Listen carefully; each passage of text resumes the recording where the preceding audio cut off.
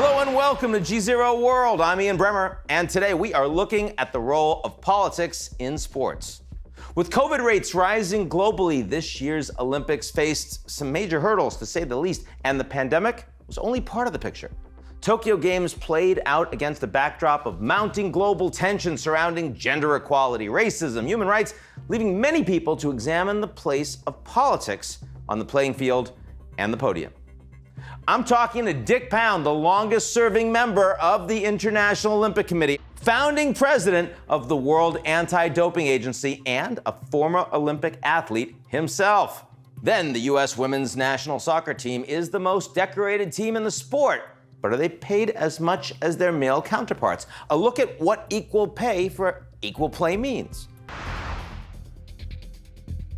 Sports and politics don't mix. That quote comes from a legendary U.S. athlete, speed skater Eric Heiden. You remember him, all those gold medals. He won an unprecedented 5 back at the 1980 Olympic Games in Lake Placid.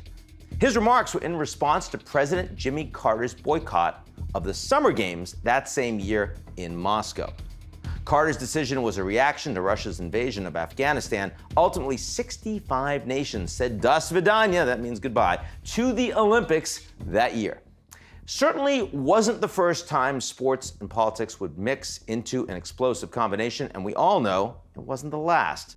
In fact, more than a decade before, 2 other American Olympians made some history of their own. On the podium in Mexico City, after they both medaled in the 200-meter race, Tommie Smith and John Carlos each raised a fist. Their protests for racial equality and human rights got them banned from all future games. A few years after that dramatic moment, the International Olympic Committee introduced Rule 50 to its charter, which reads, in part, "It is a fundamental principle that sport is neutral and must be separate from political, religious, or any other type of interference." The rule was meant to ban expressions of politics on fields of play, on medal podiums, and during official ceremonies. Lots happened in sports and in the world since then, causing people to rethink the spirit of that rule. In pro sports, we've had athletes like Colin Kaepernick and LeBron James leading national movements against police brutality and racism. Just don't ask LeBron about Hong Kong. U.S. soccer star Megan Rapinoe testified before Congress about inequity in pay for female athletes. There's no level of status and there's no accomplishment or power that will protect you from the clutches of inequality. Not surprisingly, these moves have been controversial. President Trump famously blasted Kaepernick and other NFL players who took a stand on the field, who kneeled on the field, actually, drawing comparisons to the shut up and sing firestorm that the Dixie Chicks faced back in 2003 after they protested the Iraq War. By the way, they're now known just as the Chicks. Dropping Dixie was also, for political reasons, I guess, dropping chicks unnecessary. But like the antebellum South, the divide between politics and sports that Eric Heiden hoped for is also becoming history. Last year, the head of the IOC published an op-ed saying the Olympic Games are not about politics. He was calling for neutrality in what was certain to be a polarized moment in Japan. Still, as the Tokyo Games wrap up, they'll be remembered not just for the pandemic or the heated local battles over whether they should have happened at all. They are also a moment when Rule 50 got pretty questionable. Whether it was soccer players taking a knee, or German gymnasts in full-body leotards, or Australian athletes holding up an indigenous flag, there's been an awful lot of protesting going on, and perhaps a relaxing of the rules, at least a bit. Looking ahead to Beijing and the Winter Games in 2022, remains to be seen if this new Olympic spirit is going to cross borders, or if a repeat of the 1980 boycott is just a hammer throw away. What does all this mean for sports and the future of the Olympic Games? That's what we're talking about today. Dick Pound, thank you so much for joining us on GZERO World. Pleasure. So look, you're a long-standing member of the IOC right now, and you've never been afraid to speak your mind. So here you are in Tokyo. I would love to hear your unvarnished opinion about how this thing is going. I mean, something that I'm not going to read in the press releases. Well, it's actually, from an Olympic sport perspective and a broadcasting perspective and all that, it's going entirely normally. The competition is fantastic. The television images going around the world are as fantastic as we thought they would be.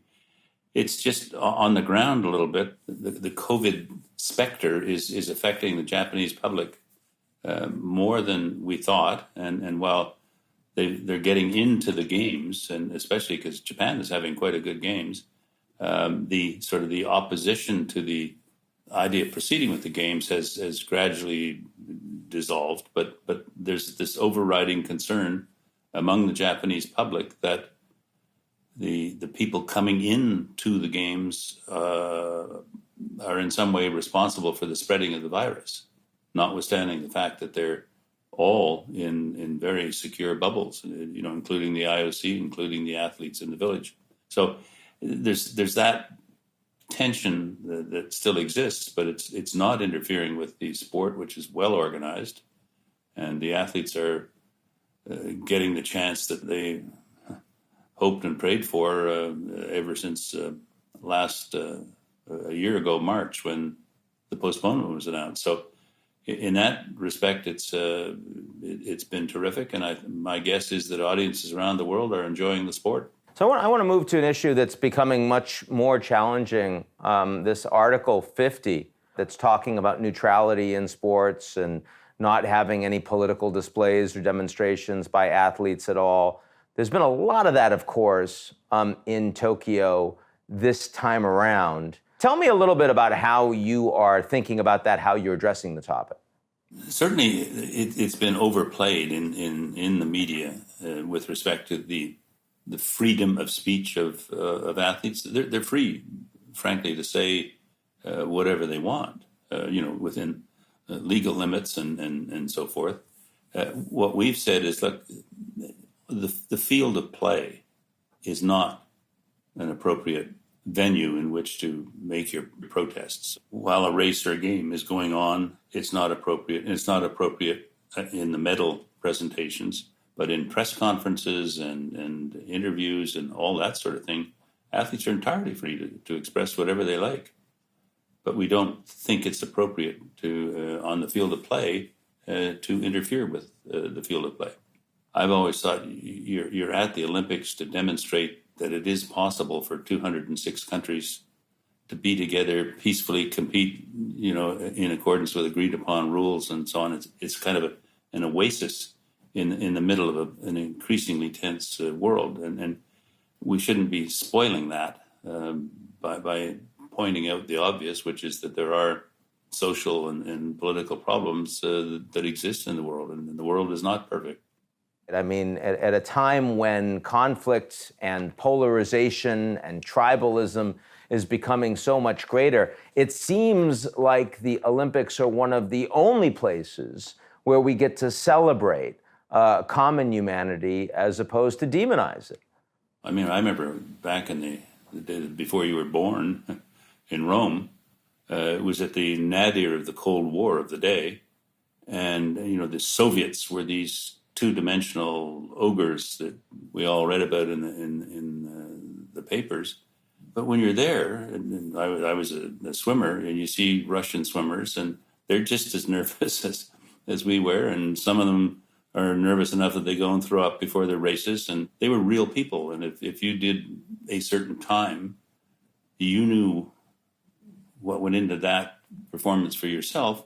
And if somebody has done the same thing, you know that he went through that sort of thing too. So you share this kind of a common unspoken bond of respect for the efforts, and we're trying to beat each other in the races, but it's different from beating a Soviet. The next Olympics, of course, are becoming enormously politically heated in Beijing this coming winter. How do you think China's going to handle these games at this point?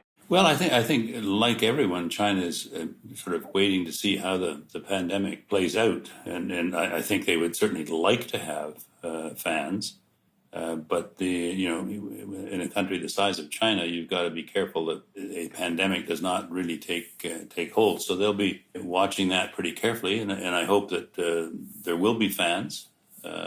It looks like there will be certainly some political agitation around the edges from the rest of the world. I think it's pretty clear that there's no appetite to prevent athletes from going and participating. The issue is, how are governments going to express their disapproval of a number of Chinese government policies? And, governments have their ways of sending signals. And I mean, for example, you could make sure that if we're talking about the United States, that no U.S. government official accepts any invitation to go there during the games. And Canada, of course, is in the middle of this. On the one hand, Canada hits way above its weight in terms of its importance in the Winter Olympics, the role of its athletes. On the other hand, we have this extremely painful diplomatic problem with the two Michaels who are being held illegally, and now for quite some time, by the Chinese government. It's been over 2 years since Michael Spavor and Michael Kovrig were arbitrarily detained in China following the arrest of Huawei CFO Meng Wanzhou. They sit in Chinese prisons as she remains under house arrest in Vancouver, awaiting an extradition ruling. What do you think the Canadian response should be, assuming that this situation persists?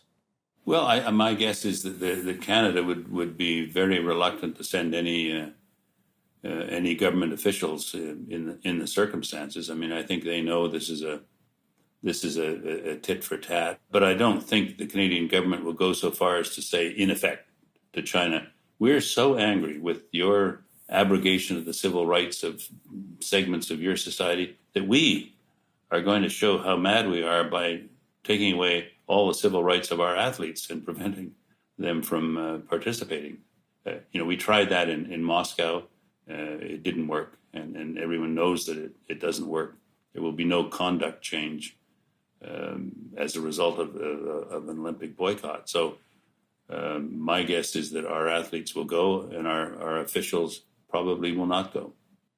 I note that the latest award of an Olympics went to Brisbane, and they set off some fireworks, but it was uncontested.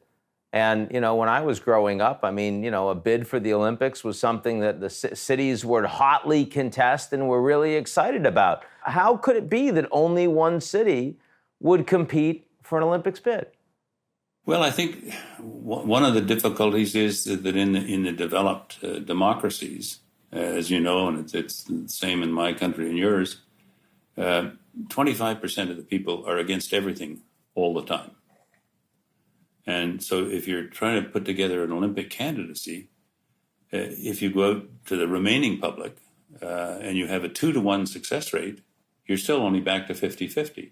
So we said, let's turn this into a conversation of how can we help you maximize the benefit for your country while still being able to put on the games. And that is a dialogue that has started with a number of countries. It happened that Australia was pretty quick out of the blocks with a very, very good candidate.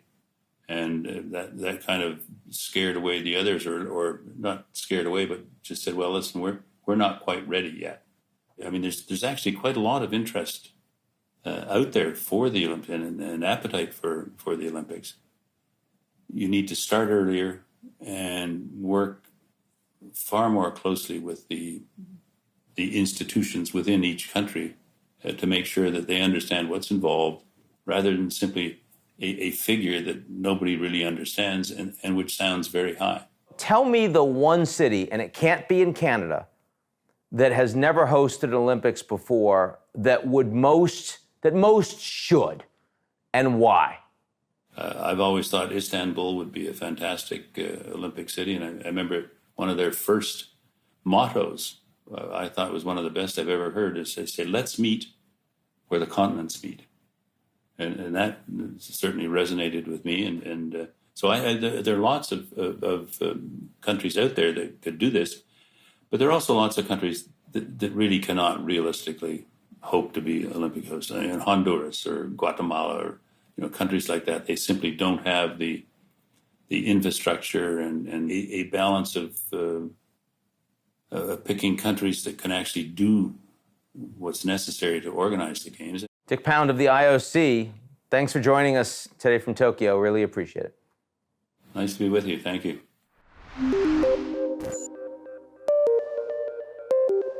Just as festivities kicked off in Tokyo, the U.S. women's national soccer team filed their first brief in an appeal of their ongoing equal pay lawsuit against the U.S. Soccer Federation. The move comes 1 year after a judge rejected the team's claims that they were underpaid in comparison to the men's national team. We hear from one former player and the team's lawyers about what comes next in their fight.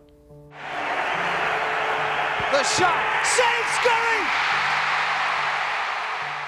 My name is Brianna Scurry. I was a goalkeeper for Team USA for 14 years. I played in 2 Olympic Games in '96 and 2004. Both those times when I was playing, we won golds. It's 25 years that I've been in the battle with U.S. Soccer and my teammates from the years past. And so now it's to a point where it had to go to court because there's really nowhere else for it to go.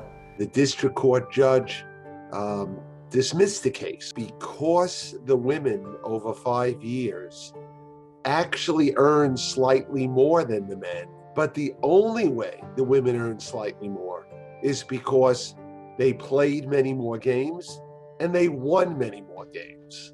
And we are going to fight that and are fighting that with an appeal. If men and women are doing substantially the same job, you have to pay them the same. You can't make the women's bonuses lower and just say they have to do an extra good job to make up the same amount of money as the men. The U.S. Soccer Federation has always said, well, the standard for the women is to win.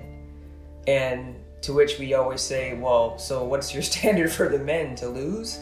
Now, if the men were 3-time, 4-time World Cup champion and 4-time Olympic champion, I mean, the fees that they would demand would be astronomical, multiple times of what we're asking for.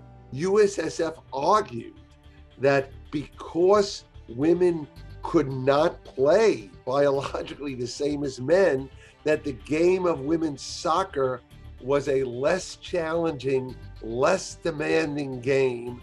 The responsibilities were insane, and the quality of the product wasn't the same. USSF withdrew that argument legally because the public reacted so badly to it. I had a visceral reaction to U.S. Soccer, literally stating that men were superior to women. It's archaic. It's so played out. It's insulting. It truly is insulting. And especially in this case, because U.S. soccer and soccer in this country has literally been pulled by the scruff of the neck to the mainstream by the women's team. I mean, we are the darlings of soccer in this country, and no one else really can say any different. The women should be making more because we are clearly the dominant team in the sport in this case.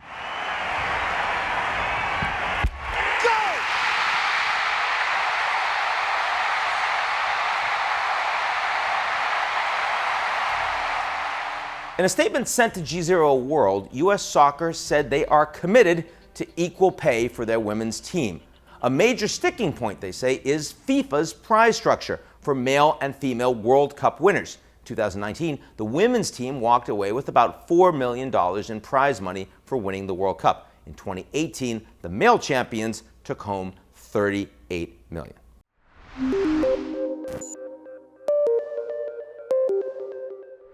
That's our show this week. Come back next week, and if you like what you see, or just feel like you're a gold medalist yourself, because we're all gold medalists in our own minds, why don't you take a minute to sign up for GZERO's most excellent morning newsletter? It's called Signal.